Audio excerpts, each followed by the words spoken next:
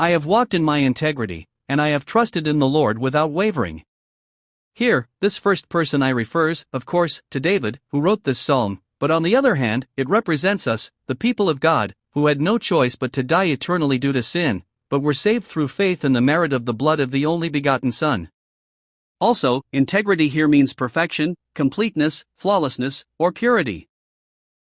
That is, I have walked in my integrity here means that David himself acted perfectly, completely, purely, and without sin in his life.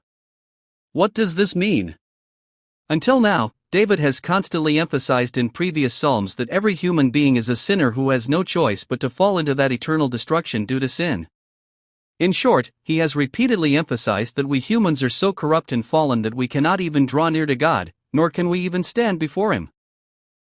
But that David suddenly says here in this place that he himself acted perfectly, flawlessly, purely, and without sin.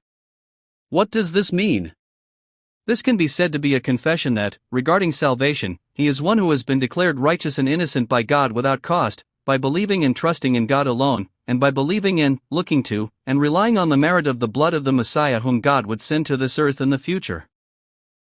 That is why David immediately says, "And I have trusted in the Lord without wavering."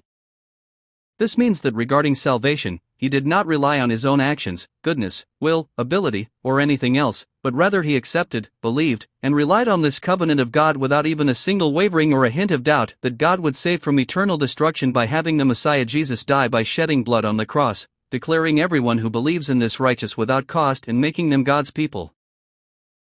In other words, what is mentioned earlier as walking in my integrity is precisely because of this faith, trusting and relying only on God regarding that salvation and acting within the Word of God.